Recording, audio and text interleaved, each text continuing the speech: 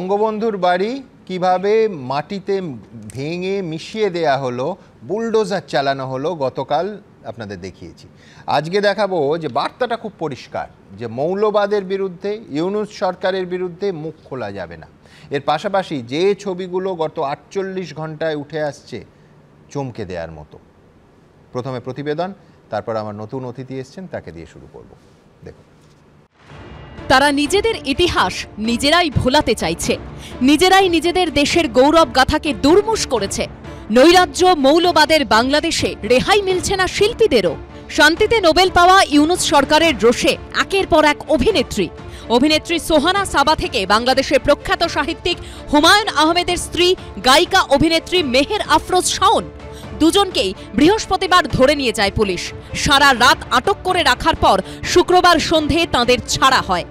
সংবাদ সংস্থা বাংলা ট্রিবিউন সূত্রে খবর, রাষ্ট্রবিরোধী ষড়যন্ত্রে জড়িত থাকার অভিযোগে বৃহস্পতিবার গভীর রাতে আটক করা হয় বাংলাদেশের অভিনেত্রী সোহানা সাবাকে। আয়না, আব্বাস সহ একের পর এক সিনেমায় অভিনয় করেছেন বাংলাদেশের জনপ্রিয় অভিনেত্রী সাবা। সেই তিনি বৃহস্পতিবার সারা রাত ছিলেন পুলিশের কবজায়। নিজেরা রিভলিউশন করছে, নিজেরা নিজেদের বন্দুকটাকে গুলি মারে। তো এই টেন্ডেন্সি একটা মানে মিলিটারি শাসন করবার এবং দেশদ্রোহিতার মামলা দেবার, এগুলো এদের অনেক দিন ধরে চলছে, আজকের নতুন কিছু না। এবং এটা নামতে নামতে যে কোথায় গিয়ে পৌঁছাবে সেটা আমরাও জানি না, কারণ বাংলাদেশের বিচার ব্যবস্থা বলে এখন আর কিছু নেই। এর আগে দেশবিরোধী ষড়যন্ত্রে জড়িত থাকার অভিযোগে আরেক অভিনেত্রী মেহের আফরোজ শাওনকে আটক করে বাংলাদেশের ইউনূস সরকার।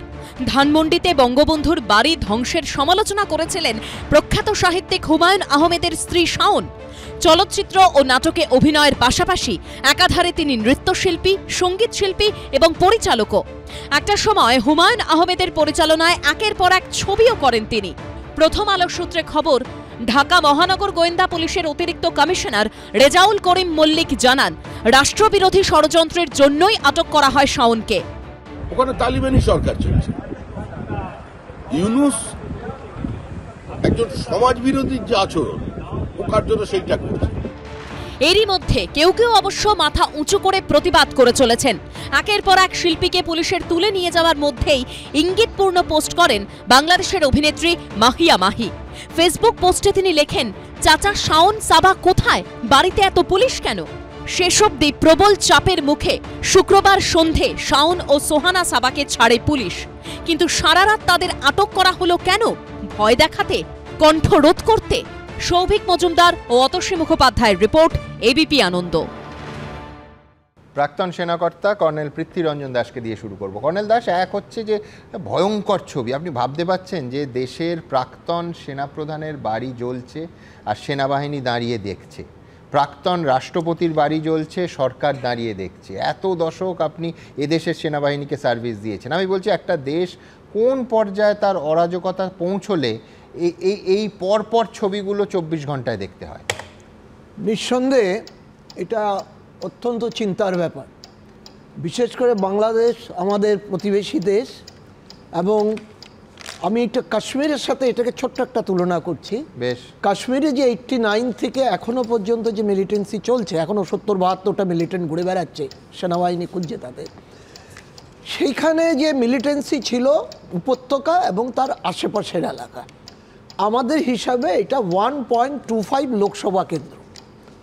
আর আজকে যদি আমরা দেখি, কাকদ্বীপ থেকে কোচবিহার প্রায় 10টা থেকে 12টা লোকসভা কেন্দ্র, এবং সেখানে যেই ক্যারেক্টারিস্টিক, সীমান্তের ওপারে যে সম্প্রদায়, পাশেও সেই সম্প্রদায়, এবং সেইখানে যে মিলিটেন্সিকে কন্ট্রোল করা, যদি আমাদের এটা ব্যাপকতা আরও বাড়ে, আমাদের পশ্চিমবঙ্গের ক্ষেত্রে কিন্তু এটা অত্যন্ত চিন্তার ব্যাপার। আমি অধীর রঞ্জন রায়চৌধুরীর মতো একজন রাজনৈতিক নেতা, অত্যন্ত পোড় খাওয়া রাজনৈতিক নেতা, বহরমপুরের এমপি, ওনার বক্তব্য আপনাদের টিভিতেই বোধহয় দেখেছি, যে আমি লিখে দিচ্ছি আর কিছুদিনের পরে মালদা, মুর্শিদাবাদে সংখ্যাগরিষ্ঠের উপর করে বাংলাদেশ ক্লেম করবে, আপনারা লিখে রাখুন। এরকম একটা পরিস্থিতির দিকে কিন্তু আমরা এগোচ্ছি। এখন প্রশ্নটা হচ্ছে, এইটার থেকে রক্ষা পাওয়া যায় কী করে? ভারতের যে বাধ্যবাধকতা, অনেকে বলছে ভারত এখনই কেন কোনো অ্যাকশন নিচ্ছে না। ভারতের সাথে বাংলাদেশের ব্যবসা কিন্তু অ্যাজ ইউজুয়াল চলছে। একদম ভারতের তুলনায় টাকার মান আমি কালকেও দেখলাম 100 টাকায় 138 টাকা বাংলাদেশে, চাল থেকে পেঁয়াজ সবই যাচ্ছে। কিন্তু ভারতের জন্য যেটা কনসার্ন, যেটা পশ্চিমবঙ্গের তার থেকে বেশি কনসার্ন, যে ভারত যদি এই জিনিসটাকে দেখছে কখন প্রোঅ্যাক্টিভ হবে, সেইটা ভারত কখন সিদ্ধান্ত নেবে সেটা আমরা জানি না। কারণ এইখানে মোহাম্মদ ইউনূস আজকে বিবৃতি দিয়ে তিনি বলেছেন কোট আনকোট, শেখ হাসিনার পরিবারের সম্পত্তি ধ্বংস থেকে বিরত থাকা এবং ফ্যাসিবাদী আওয়ামী লীগের রাজনীতির সঙ্গে যুক্ত ব্যক্তি হওয়ায় অথবা অন্য কোনো অজুহাতে দেশের কোনো নাগরিকের ওপর আক্রমণ না করার দীর্ঘ একটা বিবৃতি তিনি আহ্বান জানিয়েছেন। আপনি ঠিকই বলেছেন, কিন্তু আমি বলছি আহ্বানটা তো একটা অসহায়তার প্রকরণ। যদি আমি দেখি যে ব্যবস্থা হচ্ছে না, আটকাতে পাচ্ছি না, আমি আহ্বান জানাচ্ছি। আমি নোবেল শান্তি পুরস্কার পেয়েছি, আমার একটা ইমেজ আছে, আমি আহ্বান জানিয়ে আমার কাজ। দুদিন আগেরই সংবাদ যে ইউনিসকে এই ছাত্ররাই ঘিরে রেখেছিল ওর রাষ্ট্রপতি ভবনে। হ্যাঁ, তো ইউনিস এখন একটা ছোট জগন্নাথ হয়ে আছে। এখন আমি বলছি বিএনপি একটা ভালো সংকেত হচ্ছে, বিএনপি এটার কড়া সমালোচনা করেছে। বিএনপি পরিষ্কার লিখেছে যে বাংলাদেশের স্বাধীনতা স্রষ্টা, জাতির জনক শেখ মুজিবুরের বাড়িটাকে ধ্বংস করা অত্যন্ত অন্যায়, এবং এইটা চলতে থাকলে গণতন্ত্র শেষ হয়ে যাবে। এটা বিএনপি অফিসিয়াল, ওদের যে হাফিজউদ্দিন যে সেন্ট্রাল কমিটির যে মেম্বার। হ্যাঁ, আবার অবৈধ ইউনিট সরকার বা কার্যকরী সরকার যাই বলুন, উনি কি বলেছে, ওনার সরকার থেকে অফিসিয়াল দুর্ভাগ্যজনক এবং অবাঞ্ছনীয়। কিন্তু অ্যাট দ্য সেম টাইম ও ব্লেম করেছে হাসিনাকে যে ওনার উস্কানিমূলক বক্তৃতার জন্য এই ঘটনা। আমি বিশ্বনাথের কাছে আসবো। বিশ্বনাথ, এটা মানে কুমিরের কান্না নয় তো? আমি বুধবার রাত 8টা থেকে পরের দিন বৃহস্পতিবার সকাল 7টা অবধি ভাঙচুর চালাতে দিলাম, আমি বুলডোজার চালাতে দিলাম, তারপর আমি শান্তির বাণী করলাম, আমার ইমেজও বজায় থাকলো, আমার যা করার, যেখানে বার্তা দেওয়ার, জামাতকে খুশি করার, what ever the reason is, আমি সেই কাজটাও খেলে দিলাম। শুনুন না, কিছুদিন উনি দু নৌকায় পা দিতে পারেন ইউনিস, কিন্তু বেশি দিন চলবে না। মানে এই ধরনের রাজনীতি কিন্তু আমরা পাকিস্তানেও দেখেছি, আফগানিস্তানেও দেখেছি, শেষ পর্যন্ত তালিবানরা কিন্তু টেক ওভার করেছিল। ফলে যে ইসলামিক ফান্ডামেন্টালিস্টরা বাংলাদেশে দাপিয়ে বেড়াচ্ছে জামাতের ছদ্মবেশে, আমি বলছি যে ইউনিস যদি দু নৌকো চলতে থাকেন, একটা সময় কিন্তু ওনাকে গ্রাস করবেই এবং উনি দেশ ছাড়া হবেন, মানে রাজত্ব ছাড়া হবেন। কিন্তু ইম্পর্টেন্ট হলো at the cost of what. মানে আমার ব্যক্তিগত অ্যাসেসমেন্ট যে যেভাবে একটা ভাষাভিত্তিক জাতীয়বাদ গড়ে উঠেছিল, তাকে ধর্মীয় মৌলবাদে পরিণত করলো এই শক্তি, তাতে ইউনিসের রোলটাও কিন্তু অস্বীকার করার মতন জায়গায় নেই। আমি সেই কারণেই বলছি, খুব অল্প সংখ্যক হলো, ওই যে আপনি দেখালেন না একজন ফেসবুকে অন্ততপক্ষে প্রশ্ন করছেন, একদম ওই প্রশ্নটাকে কিন্তু জিগিয়ে রাখতে হবে। বারবার আমি আপনাকে যেটা বলি, আমি শুধু যোগ করবো, আপনি প্রশ্ন বলছেন, সেই প্রশ্ন করার কষ্টই তো এদের দিতে হচ্ছে। এবং লক্ষ্য করে দেখবেন, আমি আলোচনার এই জায়গা থেকে পরের অধ্যায়টায় হাত দেব, সেইটা হচ্ছে খুব স্পষ্ট মহিলাদের ওপর। প্রথম সফট টার্গেট হচ্ছেন মহিলারা, একেবারে তালিবানি মডেল। কেন এই কথা বলছে আমার পরের প্রতিবেদন এবং পরবর্তী আলোচনায় দেখাবো। দেখুন, বাংলাদেশে নারী হওয়া কি অপরাধ? নারীরা কি এখন বাংলাদেশের দ্বিতীয় শ্রেণীর নাগরিক? মার্কিন মুলুকে পড়াশোনা করা মোহাম্মদ ইউনূস কি এখন ক্ষমতায় থাকার লোভে আফগানিস্তানের তালিবানকে নকল করছে? তাই কি সরকারের সমালোচনা করা মাত্রই বাংলাদেশের দুই অভিনেত্রীকে রাতভর জিজ্ঞাসাবাদ করল পুলিশ? তাই কি বাংলাদেশে কট্টরপন্থীদের বাধার মুখে ফুটবল ম্যাচ বন্ধ হয়ে যাওয়ার পরও চুপ করে থাকেন মোহাম্মদ ইউনূস? আর একটা ঘটনা নয়, এই ধরনের একাধিক ঘটনা ঘটছে। জানুয়ারির শেষের দিকে টাঙ্গাইলে একটি শোরুম উদ্বোধনে যাওয়ার কথা ছিল জনপ্রিয় অভিনেত্রী পরিমণির, কিন্তু তা ভেস্তে যায়। বাংলাদেশের সংবাদপত্র প্রথম আলো সূত্রে খবর, আয়োজকরা জানান তাদেরকে বলা হয় পরিমণিকে দিয়ে কোনোভাবেই উদ্বোধন করানো যাবে না। এরপর সোশ্যাল মিডিয়ায় অভিনেত্রী লেখেন, শিল্পীদের এত বাধা কেন আসবে? এমন স্বাধীন দেশে নিরাপদ নই কেন আমরা? ধর্মের দোহাই দিয়ে কি প্রমাণ করতে চলেছেন তারা? পরিমণির মতোই 2024 নভেম্বরে একটি শোরুম উদ্বোধন অনুষ্ঠানে অংশ নিতে বাংলাদেশের আরেক অন্যতম জনপ্রিয় অভিনেত্রী মেহজাবিন চৌধুরীকে বাধা দেয় কট্টরপন্থীরা। সংবাদপত্র দৈনিক জনকণ্ঠে প্রকাশিত খবর অনুযায়ী এক উদ্যোক্তা জানান, জুলাইয়ে কোটা বিরোধী আন্দোলনে অভিনেত্রী মেহজাবিন চৌধুরীর ভূমিকা প্রশ্নবিদ্ধ ছিল। উনি আসলে বড় ঘটনা ঘটত, মূলত নিরাপত্তার কারণে আনা হয়নি। ঠিক একইভাবে জানুয়ারির শেষে কামরাঙ্গীর চরে একটি রেস্তোরাঁ উদ্বোধন করতে যাওয়ার কথা ছিল বাংলাদেশের একাধিক পুরস্কারপ্রাপ্ত অভিনেত্রী অপু বিশ্বাসের, কিন্তু তাঁকে বাধা দেওয়া হয়। প্রথম আলোয় প্রকাশিত খবর অনুযায়ী রেস্তোরাঁর কর্ণধার জানান, উদ্বোধনী অনুষ্ঠানে অপু বিশ্বাসের আসার কথা ঘোষণা করার পরই কয়েকজন কামরাঙ্গীর চর থানায় গিয়ে আপত্তি জানান। এলে বিশৃঙ্খলা ঘটানোর হুমকি দেন তারা। অর্থাৎ প্রতিটি ক্ষেত্রে অভিনেত্রীদের বাধা দিচ্ছেন কট্টরপন্থীরা। এত বড় সাংঘাতিক নৈরাজ্য এই মুহূর্তে আর কোথাও নেই। নিশ্চয়ই এটা শেষ হবে, এই নৈরাজ্য থামবে, আবার একটা ভালো সময় নিশ্চয়ই আমরা দেখতে পাবো। রবিবারই বাংলাদেশের রংপুরে মহিলাদের ফুটবল ম্যাচ বন্ধ করে দেন কট্টরপন্থীরা। এর আগে বাংলাদেশে মহিলাদের হুমকি দেওয়ার একটি ভিডিও ভাইরাল হয়েছিল। দোকানদার ভাইদের দৃষ্টি আকর্ষণ করা যাচ্ছে, আগামীকাল থেকে এই মার্কেট এলাকায় কোনো মহিলা প্রবেশ করবে না। যদি কোনো মহিলা আসে, আমরা তাদেরকে সুন্দর করে বুঝিয়ে ফিরিয়ে দিব। তাদের কাছে আমরা কোনো কিছু কেনাবেচা করব না। মাদ্রাসার এই ঘোষণা আমরা তাদেরকে শুনিয়ে দিব। মোহাম্মদ ইউনুস ক্ষমতায় আসার পর লালন মেলা কীর্তন বন্ধ করে দেওয়ার অভিযোগ উঠছে। হিন্দুদের ওপর অত্যাচার চলছে, মাজার ভাঙা হচ্ছে। এই আবহেই অনেকের মনে পড়ে যাচ্ছে বাংলাদেশের বিখ্যাত লোকশিল্পী শাহ আব্দুল করিমের সেই বিখ্যাত গানের দুটি লাইন। গ্রামের নওজওয়ান হিন্দু মুসলমান মিলিয়া বাউলা গান আর মুর্শিদি গাইতাম, হায়রে মিলিয়া বাউলা গান আর সারি গান গাইতাম, আগে কি সুন্দর দিন কাটাইতাম। ইউনুস কি এই গান এখন শুনছেন? বিজেন্দ্র সিংহ, অনির্বাণ বিশ্বাস ও সমীরণ পালের রিপোর্ট, এবিপি আনন্দ। কাল আপনাদের দেখিয়েছি যে বঙ্গবন্ধুর বাড়ি ভাঙা হচ্ছে আর ধর্মীয় স্লোগান উঠছে, একেবারে স্পষ্ট মৌলবাদের দাপাদাপি। এরই আরেকটা মুদ্রার দিক হচ্ছে যে মহিলাদের প্রতি অত্যাচার এবং এই তালিবানি শাসন, তালিবানি মডেল।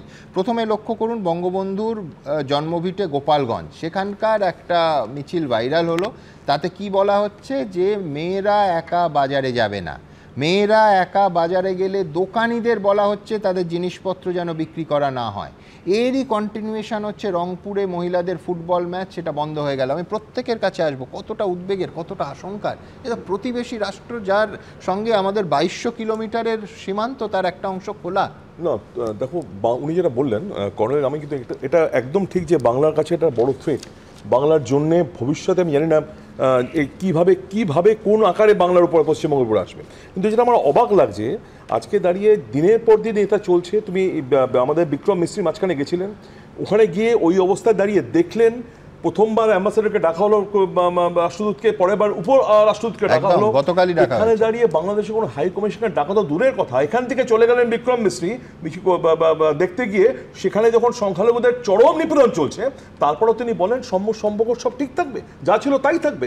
এখানে বিজেপির দলনেতা শুভেন্দু অধিকারী এক কথা বলছেন, সম্পূর্ণ অন্য কথা বলছেন কেন্দ্রীয় সরকার। তুমি এটা উদ্বিগ্ন হও, আমি বলছি ভালো উদ্বিগ্ন হয়েছো, কিন্তু আমি বলছি পাশাপাশি এটাতেও উদ্বিগ্ন হও যে রাজশাহী থেকে এখানে এসে নকল কাট করে দেখা যাচ্ছে দিনের পর দিন থাকছে, একটার পর একটা ঘটনা। গুজরাটে ধরা পড়ছে, আসামে, দিল্লিতে প্রেস কনফারেন্স করে বলা হচ্ছে যে এই চিকেন নেক দিয়ে ঢুকছে, শিলিগুড়ি করিডোর দিয়ে ঢুকছে। আজকে দাঁড়িয়ে পররাষ্ট্র নীতি নিয়ে আমাদের ডেফিনেটলি, আমি বলছি দুটো ক্ষেত্রেই উদ্বিগ্ন, আমার অসুবিধা নেই, আমি উদ্বিগ্ন দুটো ক্ষেত্রে। মমতা বন্দ্যোপাধ্যায় বা অভিষেক বন্দ্যোপাধ্যায় বারবার বলেছেন যেখানে দাঁড়িয়ে কেন্দ্রীয় সরকার যে ভূমিকা নেবে এই বিষয়ে আমরা তার সঙ্গে আছি এবং আমরা পুরোপুরি সমর্থন জানাবো। পরবর্তীকালে এই যে ভারত সরকারের একদম এবং ভারত বা পশ্চিমবঙ্গ সরকার একটা ভোট ব্যাংকের অঙ্ক না করে, মারাত্মক। আজকে অ্যাক্টিং হাই কমিশনারকে কিন্তু ডেকে পাঠানো হয়েছিল, মোহাম্মদ নুরুল ইসলাম তার নাম, তিনি এখন অ্যাক্টিং হাই কমিশনার। তাকে পরিষ্কার করে বলা হয়েছে যে যেভাবে বাংলাদেশ সরকার ভারতের সাথে সম্পর্ক বিঘ্নিত করে একেবারে মানে সমস্ত অভিযোগ, ইন্টারনাল অভিযোগের দায় ভারতের উপর চাপাচ্ছে, এতে সম্পর্ক বিঘ্নিত হবে এবং কড়া ভাষায় কিন্তু তাকে বার্তা দেওয়া হয়েছে। এই ব্যাপারে আমাদের ফরেন মিনিস্ট্রি আজকে অফিসিয়াল নোট দিয়েছে, দিয়েছে। সেটা হচ্ছে যে মানে জামাতের শাখা প্রশাখায় যে ফুল ধরেছে তার নাম হচ্ছে ডক্টর মোহাম্মদ ইউনূস, সেটা নিয়ে কারুর আর কোনো সংশয় নেই। এবং তিনি পরিষ্কার যে যে বিষয়গুলো এখন বলছেন ঘটে যাওয়ার পরে মানে ঘটতে দেওয়ার পরিবেশ দিচ্ছেন, ঘটে গেলে বলছেন আর হবে না। এ ঠিক যেন আমাদের সম্মানীয় মুখ্যমন্ত্রী থেকে ওই বাজি কারখানার বিস্ফোরণে চোখ খুলে যাওয়ার মতোই সুন্দর কথা। তো যাই হোক না, এটা তুমি ভালো বলতে পারবে দাদাভাই। তার কারণটা হচ্ছে যে যখন শেখ হাসিনা সরকারে ছিলেন ওখানে, সেই সময় আমাদের সম্মানীয় মুখ্যমন্ত্রী তাঁতের শাড়ি আর লিশমান নিয়ে গেছিলেন, বদলে ওখান থেকে খেলা হবে জয় বাংলাটা নিয়ে চলে এসেছিলেন। আর এখানে কি করে ঘটনা ঘটিয়ে পুলিশকে নীরব রাখতে হয় এবং আমাদের মিডিয়া আমাদের বলছি এত বড় দিকে যেও না, ভূমিকাটা কি বলছি বোঝাবো। একদিন সারাদিন হিন্দুদের কথা বলে মাসিয়া হয়ে সারা পৃথিবীতে প্রচার করে, তারা কি করছে? হ্যাঁ, সম্পূর্ণ অন্যদিকে চলে যাচ্ছে। তো যে হয়েছে এখানে বাকি এই সিলেবাসটা কিন্তু ওখানে ফলো করা হচ্ছে এবং ওখানে যারা মানবতার পক্ষে থেকে যাওয়ার লোকজন, কথা বলার মতো লোকজন, তাদেরও কণ্ঠরোধ করা হচ্ছে এবং মহিলা বিদ্বেষী কথা কড়াভাবে কিন্তু যে ভিডিওটা দেখালে এরকম প্রচুর চলে এসেছে। এবং তারপর আমি বলছি বাড়িতে পুলিশ পাঠিয়ে তুলে এনে এর একটাই তো কারণ হতে পারে শতরূপ। আমি বলছি যে ইউনূস সরকার বা মৌলবাদী তাণ্ডবের বিরুদ্ধে বললে সে হচ্ছে রাষ্ট্রদ্রোহী। ভাবো একটা 20 ঘন্টা আটক করে লেখানো, আমরা জানি না তারপর মুচলেখা লেখানো হয়েছে কিনা, মানে খুব খারাপ বাংলা, গোদা বাংলা ভাষা, রকের ভাষায় বললে মানে চমকানো হচ্ছে, আটক করে। আমি জানি না এই একটা উদাহরণ রেখে যারা সোশ্যাল মিডিয়ায় বা অন্যত্র ব্লগে লিখছেন তাদের কার্যত উদাহরণ রাখা হচ্ছে যে এই লিখলে এই হবে তার ফল। এক্স্যাক্টলি। আমি খুব সংক্ষেপে জাস্ট দুটো কথা বলছি। প্রথম কথা হচ্ছে ভারতের ইন্টারভেনশন অনেক দেরিতে হয়েছে, এই নিয়ে এখন কারুর গায়ে লাগতে পারে, এই নিয়ে কোনো সন্দেহ নেই। ভারতের পতাকা যেদিন দুপায়ে মারানো হচ্ছিল সেই দিনই ওদের রাষ্ট্রদূতকে ডেকে পাঠিয়ে তলব করে কৈফিয়ত চাওয়া উচিত ছিল, করা হয়। নিয়ে নিবে এখন সেটা বললে কারোর গায়ে ঝাল লাগছে কেন আমি বুঝতে পারছি না। আমি বলছি তুমি যে কথাটা বললে আমি একদম সঠিক তোমাকে সমর্থন করব। মোহাম্মদ ইউনূসের সরকার নাকি এই ঘটনার বিরোধিতা করছেন বা নিন্দে করেছেন, তাহলে অন্য যে দুজন নিন্দে করেছে তাদেরকে রাত দুপুরে তুলে আনছেন কেন বাড়ি থেকে? এখানেই তো প্রশ্নটা চলে আসে সরকারের ইন্টেনশন এবং তাদের মুখের কথার মধ্যে। এবং আমি তো আর একটা জায়গাতেও আমি সেদিনই সকালবেলা তোমাদের এখানেই গতকাল বলছিলাম, 11 ঘন্টা ধরে একটা ধ্বংসলীলা চললো। এমন নয় যে একটা বোম মেরে এক মুহূর্তে উড়িয়ে দেওয়া হলো। 11 ঘন্টা ধরে যে কাজটা সংগঠিত হলো সেটাকে আটকানোর কোনো রকম কোনো উদ্যোগ দেখা গেল না। এর থেকে বোঝা যায় যে এটা সরকারি মদতে হয়েছে।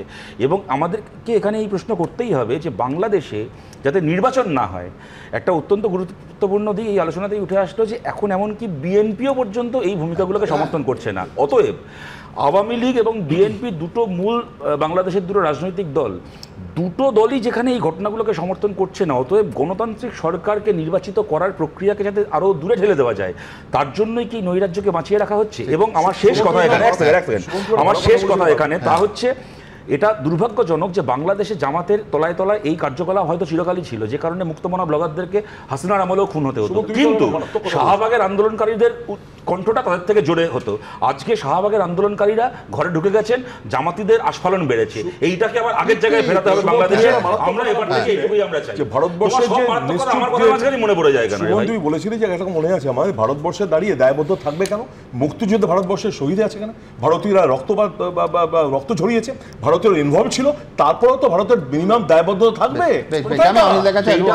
নাগরিকের পক্ষে কতটা মারাত্মক ভাবুন যে ভয়ঙ্কর যে একটা basic law and order situation সেইটাকে হ্যান্ডেল করা হচ্ছে না এবং মানুষ ক্যামেরা দেখে ছবি দেখে বুঝতে পারছেন যে করা যাচ্ছে না, নয় করা হচ্ছে না। মানে গোটা রাত ধরে 11 ঘন্টা ধরে তাণ্ডব চালাতে দেওয়া হচ্ছে, তারপর এই বিরাট বিবৃতি হচ্ছে এবং কার্যত যে নোবেলজয়ীর ইমেজটাও বজায় রইল, আর আমার যা করার আমি পরিষ্কার করে দিলাম। ইন্টারন্যাশনাল রিলেশন তো এটা বিরাট ভাস্ট সাবজেক্ট, আমার অত জ্ঞান নেই রাহুলবাবু বা অন্যদের মতো। একটা জিনিস বুঝতে পারছি, ডক্টর ইউনূসের যে স্টেটমেন্ট, এটা ঠিক অনেকটা সেই রাবড়ি তৈরি করা দেখেছেন, বিরাট উনুন, নিচে একটা ছোট পাখা দেয়, জোরে হাওয়া দেয় যাতে আগুনটা গনগন করে ওঠে, আর ওপরে পাখার হাওয়া দেয়, সর পড়ে। তোমরা করো, আমরা দেখব। আর ওখানে পুলিশকে, মিলিটারিকে যেভাবে করেছে এখানেও তাই দেখছি। ওখানে করলে খারাপ, ওখানে ভাঙচুর করে দিলে খারাপ, আর এখানে শ্রী চৈতন্য মহাপ্রভুর জায়গা নদিয়া, যেখানে নবাবরাও তার সংকীর্তন বন্ধ করার সাহস দেখায়নি, এখন সরস্বতী পুজো বন্ধ হয়ে যাচ্ছে, মাস্টারমশাই তালা মেরে চলে যাচ্ছেন, 3 দিন পরে পুজো হচ্ছে। বিশ্বনাথ আমি বলছি একই জিনিস, ওটা condemn করলে এটাও condemn করতে হবে। সোশ্যাল মিডিয়ায় যারা মুখ খুলছেন এই পরপর দুটো ঘটনা 24 ঘন্টার মধ্যে ঘটলো, এ তো পরিষ্কার তাদের বার্তা যে তুমি মুখ খুললে রাষ্ট্রদ্রোহের আইন মামলা করা হবে। শোনা দেখুন, তিনটে জায়গা থেকে আপনাকে অ্যাড্রেস করতে হবে। একটা হলো, আমি ব্যক্তিগতভাবে মনে করি যে ভারত সরকারের যতটা তৎপর হওয়ার কথা ছিল আন্তর্জাতিক স্তরে ততটা তৎপর নয়। হিউম্যান রাইটস ভায়োলেট হচ্ছে, হিউম্যান রাইটসের ইস্যুটা কিন্তু সারা পৃথিবী জুড়ে তোলা যেত। একটার পর একটা অর্গানাইজেশন আছে যেখানে আমরা জোরালোভাবে তুলতে পারতাম, তুলতে পারছি না। কেন পারছি না সেটা আমি জানি না।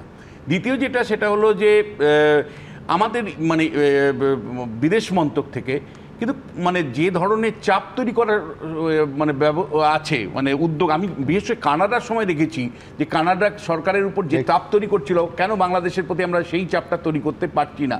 থার্ড যেটা, সেটা হলো যে দেখুন, একটা সিঙ্গেল ভয়েসও যদি উঠে, যেমন আমি দুজন অ্যারেস্ট হয়ে যাওয়ার পরে তারপরে তৃতীয় তার বান্ধবী যে ওই ছোট্ট 2 লাইনের একটা পোস্ট করেছে, ওইটাই হলো গণতান্ত্রিক স্বর। ওটা হলো ভয়েরকে জয় করে স্বর। ওই স্বরটাকে কিন্তু আমাদের বাঁচিয়ে রাখতে হবে। আমি ওই কারণেই বলছি যে পশ্চিমবাংলায় আজকে অনেক অভিনেতা অভিনেত্রী আপনার ক্যামেরাতে কথা বলেছেন, প্রতিবাদ করেছেন। এই প্রতিবাদটা কিন্তু জারি রাখা দরকার। আমি ওই কারণে, কেন রাহুল বারবার বলছে, দায়টা কিন্তু রাহুল তোমার তৃণমূল কংগ্রেসেরও। একটা শাসক দল একটা মিছিল করেছে, একটা মিটিং করেছে, মমতা বন্দ্যোপাধ্যায় একটা মিছিল করেছে, রাস্তায় নেমেছে। কেন বিশ্বনাথকে তোমরা উৎসাহিত করছো না? কিসের ভয়? মানে তোমরা ভোট হারিয়ে যাবে এই ভয়ে? তোমরা কেন একটা রাস্তায় রাজনীতি করছো তো বিজেপি এখানে? কেন গণতান্ত্রিক সরকারকে জোরালো করতে পারছো না? আমি বলছি, আমি একটু পিছনে নিয়ে যাচ্ছি 73 বা 74-এ, কারণ আমি তখন থেকেই বাংলাদেশে যেতাম এজ এ কিশোর, বহুবার গেছি। মুজিবের হত্যার পরেও গেছি। আমার পরিবার ওখানে একটা বিচ্ছিন্ন অবস্থায় পড়েছিল, সেখানে মুসলমান লয়ার যে আমিনুল হক আমাদের বাঁচিয়ে নিয়ে আসলো। তো যাই হোক, তো বাংলাদেশের 72 বা 73-তে আমাদের অ্যাম্বাসিতে, তখন অ্যাম্বাসাডার ছিল সমর সেন, তার উপর গুলি চালালো মৌলবাদীরা, গুলি চালালো, কিন্তু ভারত কিন্তু কোনো ইয়ে করেনি, ব্যবস্থা নেয়নি। শুধু একটা ফটো পরের দিন আনন্দবাজারে বেরোলো যে পররাষ্ট্র সচিব গেছে, ফিরছে, ওনার ভাই মেজর জেনারেল শেখ। ইনফ্যাক্ট আমি দর্শককে মনে করে দেবো সেই সমর শেখ যিনি মুজিবুর রহমানের প্লেনে ছিলেন। একদম। তো এরকম ভারত কিন্তু কখনো এই ব্যবস্থাটা নিতে পারে না একটা ম্যাচিওর বড় দেশ হিসেবে। আপনি মলদ্বীপের কথা বলুন, মলদ্বীপ তো একটা ছোট্ট দেশ, কত কিছু করলো, আমাদের 79টা জওয়ান ছিল, ওদের তাড়িয়ে দিল, কিন্তু সেই মলদ্বীপ এখন স্ট্র্যাটেজিক অ্যালায়েন্সে এসেছে, সেগুলো আপনারা জানেন। তো বাংলাদেশের ব্যাপার হচ্ছে, আমাদের একটা কথা হচ্ছে, কনসেপ্ট হচ্ছে ন্যাশনাল কম্প্রিহেন্সিভ পাওয়ার, সর্বাত্মক জাতীয় শক্তি। তো সেইটা মিলিটারি অপশন হচ্ছে লাস্ট। আর মিলিটারি অপশন করা মানে আপনি একটা সীমিত জায়গায়, একদম আমরা সামরিক ব্যবস্থার কথা বলছি না, কিন্তু যখন এই ঘটনার পরে পরে কার্যত ভারতকে চ্যালেঞ্জ করে বিবৃতি দিচ্ছে বাংলাদেশের তদারকি সরকার, তার উত্তর কেন আরো দ্রুত হবে না, এই প্রশ্ন আমাদের থাকবে। কিন্তু হ্যাঁ বলছি, উনি যেটা বললেন সত্যি কথা, আমার সেই ঘটনাটা জানা নেই, তবে সাধারণভাবে 71-72-এ তৎকালীন ভারত সরকার বাংলাদেশ প্রসঙ্গে কি ভূমিকা পালন করেছিল সেটা ইতিহাসে সোনারকালিতে লেখা আছে। তার সাথে আজকের এই ভূমিকাকে তুলনা করে লাভ নেই। আজকের ভারত সরকার এমন সরকার, আনফর্চুনেটলি ভারতের মানুষকে যখন হাতে পায়ে শেকল বেঁধে গরু ছাগলের মতো ফেরত পাঠানো হয়, পার্লামেন্টে সেটাকে ভারত সরকার সমর্থন করে। আর কলম্বিয়া একটা ওইটুকু দেশ, তার রাষ্ট্রপতির বুকেই দম আছে, বললো প্লেন ফেরত পাঠালাম, ডিগনিটির সঙ্গে আমার নাগরিকদেরকে ফেরত দাও। আর তারপরে আবার এই ভারত সরকার বিশ্বগুরু হিসেবে নিজেকে প্রজেক্ট করে লোকের ভোট চায়। সুতরাং ওইসব তুলনা এখন গিয়ে কি করবেন? আর যেটা হচ্ছে, ভারতের পতাকাকে দুপায়ে মারানো হয়েছে, সেটাকে নিয়ে ভারতের সরকার একটা মুখ ফুটে কথা বলবে না। এবং ভারতের তো এই ঐতিহ্য রয়েছে যে আমাদের মধ্যে যা রাজনৈতিক দলাদলি থাক না কেন, দেশের সম্মানে আমরা সবাই একসঙ্গে দাঁড়াতে পারি। সমস্ত রাজনৈতিক দল বিরোধ ভুলে এক জায়গায় দাঁড়াবে, তারপরে কেন ভারত সরকার পারবে না এটা করতে? না, আমার খুব ভালো লেগেছে এই কথাটা শুনে, ঠিক কথাই বলছেন। আমার যেটা মনে হয়, একটু আগে থেকে যে কথাগুলো বলে যাওয়া হচ্ছিল, যে বাংলাদেশের অবস্থান ঠিক এমন জায়গায় রয়েছে এবং বাংলাদেশকে ব্যবহার যারা যারা যেভাবে অন্য দেশগুলো করতে পারে, সেটা ভারতবর্ষের পক্ষে নিরাপদ কি নিরাপদ নয়, আমরা এখানে বসে যতটা চর্চা করতে পারি ততটা বোধহয় আমাদের কেন্দ্রীয় সরকারের যারা দায়িত্বে রয়েছেন তারা বোধহয় বুঝে কথা বলছেন। এই যে রিয়্যাক্ট আমরা কেউ করছেন না কেন, বলছেন না কেন, যে কথাগুলো স্বাভাবিকভাবে উঠে আসবে আমাদের দিক থেকে আবেগের জায়গা থেকে, সেই কথাগুলো যতটা সমীচীন তার থেকে বোধহয় একটু ভেবে নেওয়া উচিত যে এই কথাগুলো কি তারা নিজেরা বুঝতে পারেন না যারা দায়িত্বে রয়েছেন? তারা কোনো কারণে কিন্তু আমি বলছি যে কোন জায়গায় বসে আমরা কোন জায়গায় বসে আমরা আলোচনা করছি যেখানে 48 ঘন্টার মধ্যে শুধু বঙ্গবন্ধুর বাড়ি বুলডোজার দিয়ে ভেঙে গুঁড়িয়ে দেওয়া হয়নি, সেনাপ্রধানের বাড়িতে আগুন লাগানো হচ্ছে, সেনা দাঁড়িয়ে দেখছে, আবার বলছি প্রাক্তন রাষ্ট্রপ্রধানের বাড়ি জ্বলছে, প্রশাসন পুলিশ নির্বিকার। আমি বলছি এই মারাত্মক অরাজকতার শেষ কোথায়? এই প্রশ্ন স্পষ্ট করে থাকবে আমাদের। দেখুন, সরকার পাকিস্তানের সঙ্গে সখ্য বাড়াচ্ছে, দেশে মৌলবাদী কট্টরপন্থীদের দাপট বাড়ছে, জঙ্গিরা জেল থেকে ছাড়া পাচ্ছে, আর মুক্তমনা মহিলাদের পুলিশ বাড়ি থেকে তুলে নিয়ে গিয়ে ম্যারাথন জিজ্ঞাসাবাদ করছে। বাংলাদেশের এই ছবিগুলোই বলে দিচ্ছে নৈরাজ্য কাকে বলে। বুধবার থেকে শেখ মুজিব, শেখ হাসিনা এবং তাদের আত্মীয়দের বাড়ি ভেঙে ধ্বংসযজ্ঞ শুরু করেছিল কট্টরপন্থীরা। ইন্ডিয়া ইন্ডিয়া ইন্ডিয়া ইন্ডিয়া পানি বাঁচানো কথা কি 16 বছর শেখ হাসিনা বহুত খাইছে, শেখ হাসিনা মানুষের ভাবি নিব, কারণ মানুষের অনেক অত্যাচার করছে। এরপরও ভাঙচুর চলেছে প্রাক্তন রাষ্ট্রপতি থেকে প্রাক্তন সেনাপ্রধানের বাড়িতেও। আমার কোনো ধ্বংসলীলাই আমি ভাবতে পারি না, মেনে নিতে পারি না। আর কোনো ধ্বংসলীলাই দিয়ে কোনো ইতিহাস মুছে ফেলা যায় না। যদি কেউ মনে করেন যে আমি কিছু ভেঙে দিয়ে তাকে ভুলিয়ে দেব, সেটা বোধহয় ভাবনাটা ভুল ভাবনা হবে, মূর্খের ভাবনা হবে। সংবাদপত্র প্রথম আলো সূত্রে খবর, কিশোরগঞ্জে বাংলাদেশের প্রাক্তন রাষ্ট্রপতি মোহাম্মদ আব্দুল হামিদের বাড়িতে আগুন লাগিয়ে দেয় দুষ্কৃতীরা।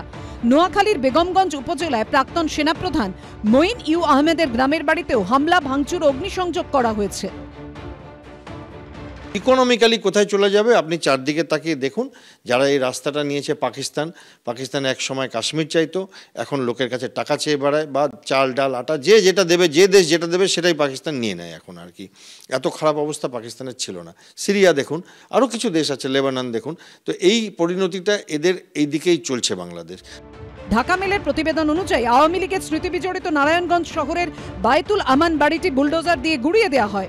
রাজশাহীতে আওয়ামী লীগের সভাপতি মণ্ডলের সদস্য, রাজশাহী সিটি কর্পোরেশনের প্রাক্তন মেয়র AHM খায়রুজ্জামান লিটারের বাসভবনের একাংশ ভেঙে ফেলা হয়েছে। আমি বলবো it is the first step of Talibanisation. বর্ধিষ্ণু দেশ, একটা যার জিডিপি আমাদের থেকেও ওপরে ছিল, সেই দেশটাকে 6 মাস কি 7 মাসের মধ্যে একবারে মাটিতে নামিয়ে নিয়ে এসছে। প্রথম আলোর প্রতিবেদন অনুযায়ী নোয়াখালীতে আওয়ামী লীগের প্রাক্তন সাংসদ মোহাম্মদ আলীর 2টি বাড়ি, 7টি স্পিডবোট এবং 4টি ট্রলারে ভাঙচুরের পর আগুন দেওয়া হয়। সিরাজগঞ্জের প্রয়াত সাংসদ ও আওয়ামী লীগ নেতা হাসিবুর রহমান স্বপনের 2টি বাড়িতেও ভাঙচুর চালিয়ে আগুন লাগিয়ে দেয় কট্টরপন্থীরা। দুষ্কৃতীদের সরকার, সমাজ বিরোধীদের সরকার, মৌলবাদীদের সরকার। বাংলাদেশের কোনো আইন নেই, কোনো শৃঙ্খলা নেই। রাতভর বুলডোজার দিয়ে বঙ্গবন্ধু মুজিবুর রহমানের বাড়ি ভাঙতে দেওয়ার পর ইউনূস সরকার কার্যত কুমিরের কান্নার মতো বিবৃতি দিয়ে বলেছে, অন্তর্বর্তী সরকার গভীর উদ্বেগের সঙ্গে লক্ষ্য করছে যে কতিপয় ব্যক্তি ও গোষ্ঠী সারা দেশে বিভিন্ন প্রতিষ্ঠান ও স্থাপনায় ভাঙচুর ও অগ্নিসংযোগের চেষ্টা করছে। সরকার এ ধরনের কর্মকাণ্ড শক্তভাবে প্রতিহত করবে। কিন্তু এই কি শক্ত হাতে প্রতিহত করার নমুনা? সৌভিক মজুমদার ও বিজেন্দ্র সিংহ রিপোর্ট, এবিপি আনন্দ।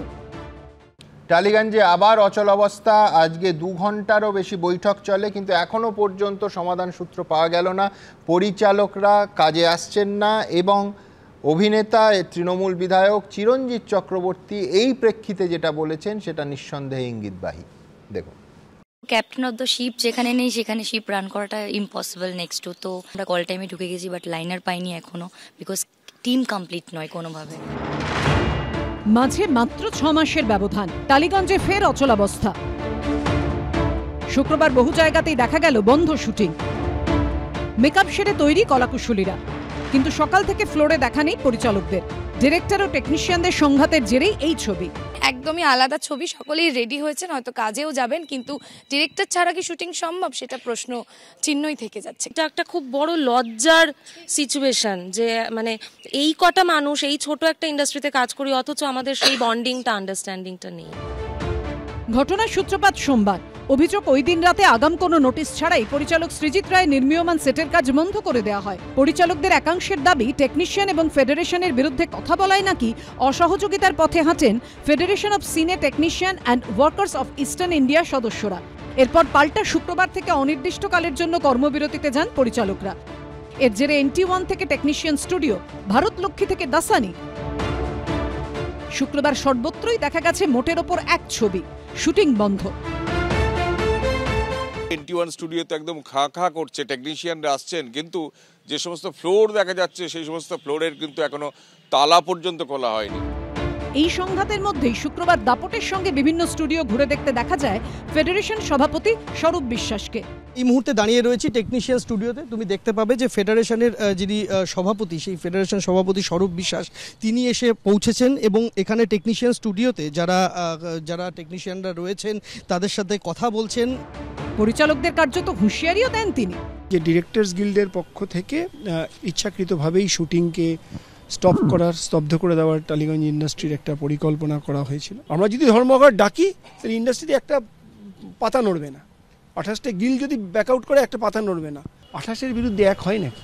কোনো চ্যালেঞ্জ নাকি এটা? সবাই রেডি, শুধু লাইনারের জন্য কাজ বন্ধ হয়ে রয়েছে। যিনি লাইনার দিচ্ছেন না, ফেডারেশন কিন্তু এটা সহজভাবে নেবে না। স্বজন কিন্তু এর জন্য কঠোর থেকে কঠোরতম ব্যবস্থা গ্রহণ করে। 27 ভার্সেস 1-এর খেলা হবে। যে 3-4টে ফ্লোরে হচ্ছে সেখানে কিন্তু ডিরেক্টর নেই, ডিরেক্টর ছাড়া হচ্ছে। কতদিন শুধু অ্যাসিস্ট্যান্ট নিয়ে কাজ করবে? আমরা পরিচালক, আমরা কাজ বন্ধের বিরুদ্ধে। আমরা কোনোভাবে নিজেরা কাজ করতে পারছি না, কারণ আমরা নিজেদের সুরক্ষিত মনে করছি না। ফেডারেশনের মাথায় রয়েছেন তৃণমূল নেতা স্বরূপ বিশ্বাস। তাঁর সংগঠনের সঙ্গে পরিচালকদের সংঘাত মেটাতে এর আগে হস্তক্ষেপ করতে হয়েছিল মুখ্যমন্ত্রীকে। এই প্রেক্ষাপটে ইঙ্গিতপূর্ণ মন্তব্য করেছেন অভিনেতা ও তৃণমূল বিধায়ক চিরঞ্জিত চক্রবর্তী। যদি এটা কোনো কারণে কোনো পলিটিক্যালি বায়াস হয়ে যায় জায়গাটা, যে কোনো জায়গা, সেটা শিক্ষাক্ষেত্র হোক, অন্য যে কোনো শিল্পের ক্ষেত্রে যে কোনো জায়গায় হোক, তাহলে সেটা অনভিপ্রেত। আমরা কেউ চাইব না। বৃহৎ রাজনীতিটা ঢুকে পড়লে মুশকিল হবে। বড় রাজনীতির ক্ষেত্রটা যদি এইখানে ঢুকে পড়ে, সেটা হয়তো ঢুকছে, ভয় পায় মানুষ, এই আর কি।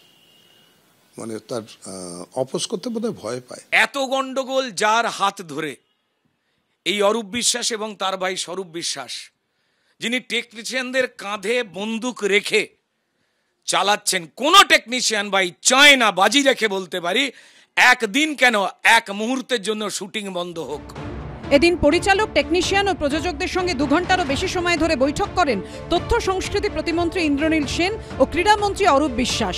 জট কাটবে বলে আশাবাদী হলেও কবে কাটবে তা স্পষ্ট করে জানাতে পারেননি দুই মন্ত্রী। এই পরিবারের সমস্যা আছে, সমস্যা ছিল, আগামী দিনেও সমস্যা থাকবে, কিন্তু আমরা সবাই বসে মিটিয়ে, সবাই আমরা চাই আমাদের ইন্ডাস্ট্রি ভালো, সবাই কাজ করতে চাই, সব মিটে যাবে। ধরে নিতে পারেন খুব দ্রুততার সঙ্গে 1-2 দিনের মধ্যেই কাজ শুরু হবে। স্থায়ী সমস্যার সমাধান কি হবে? পরিচালকদের দাবি কি মানবে ফেডারেশন? এই গুরুত্বপূর্ণ প্রশ্নের কিন্তু কোনো উত্তর নেই। অতসী মুখোপাধ্যায়, কৃষ্ণেন্দু অধিকারী ও সন্দীপ সরকারের রিপোর্ট, এবিপি আনন্দ। দেখুন, বেআইনি বাজির কারখানা হোক কিংবা একের পর এক হেলে পড়া বাড়ি, আমরা বিশ্বাস করি যে প্রশাসনিক দুর্নীতি না থাকলে কখনো বছরের পর বছর এসব বেনিয়ম চলতে পারে না। একটা বিপর্যয় হয়, আমরা প্রশ্ন তুলি, সরকার নানা প্রতিশ্রুতি দেয়, কিন্তু দিনের শেষে যেকে সেই ঘুণ পোকারা সিস্টেমের মধ্যে থেকে গোটা সিস্টেমটাকে ঝাঁঝরা করে দেয়, আর তার ফল ভুগতে হয় সাধারণ মানুষকে। এই যেমন পরপর বেআইনি নির্মাণের জেরে কলকাতার একের পর এক বাড়ি হেলে পড়ার জন্য বহু সাধারণ মানুষকে আজ উদ্বেগের মধ্যে দিন কাটাতে হচ্ছে। মানুষের পাশে দাঁড়িয়ে এইসব প্রশ্নগুলো তোলার জন্য আবার কেস দেবেন না প্লিজ, কেস দেবেন না প্লিজ।